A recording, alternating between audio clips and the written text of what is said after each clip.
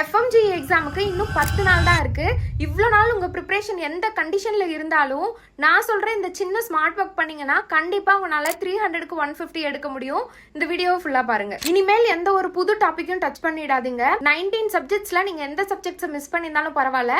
இந்த 19 சப்ஜெக்ட்ஸோட last 5 years previous year question பேப்பர்ஸை எக்ஸ்பிளனேஷனோட உட்காந்து நல்லா மெமரைஸ் பண்ணாலே போதும். உங்களால 300க்கு 100 வரைக்கும் கொண்டு வர முடியும் உங்க ஸ்கோரை. இதுக்கு மேல அந்த 50 இருக்கு இல்லையா, அதுக்கு என்ன பண்ணணும்னு கேட்டீங்கன்னா, நீங்க இவ்வளவு நாள் படிச்சிருக்க நோட்ஸ்ல இருந்து இருக்கக்கூடிய images, tables, drug of choice, அந்த மாதிரி எதாவது மோஸ்ட் இம்பார்ட்டன்ட் உங்களுக்கு தெரியும் இல்லையா, அதை டெய்லி பேசிஸ்ல எடுத்து உட்காந்து ரிவைஸ் பண்ணிக்கிட்டே இருங்க. ஓகே, எனக்கு இந்த டாப்பிக்கை பத்தி ஐடியாவே இல்லை, என்ன பண்றதுனே தெரியல அப்படின்னு வரும்போது நம்மளுக்கு தான் நெகட்டிவ் மார்க் இல்லை இல்லையா.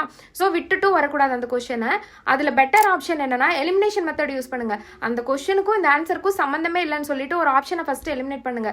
அதுவும் பண்ண முடியல அப்படிங்கிற பட்சத்துல பி இல்லைனா சி இதை வந்து பிளைண்டா போடுங்க. எப்படியோ 20 கொஸ்டின்ஸ் வந்து ரொம்ப ஹார்டா செட் பண்ணுவாங்க.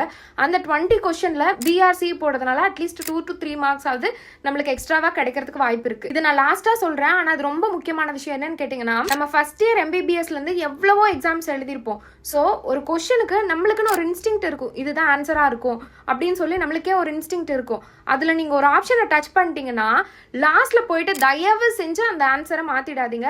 என்னோட நிறைய ஃப்ரெண்ட்ஸ் வந்து அச்சோ நான் போட்டுட்டு லாஸ்ட் மினிட்ல மாத்திட்டேன் அப்படின்னு சொல்லுவாங்க. நீங்க 149 எடுத்தாலும் ஃபெயில் தான்.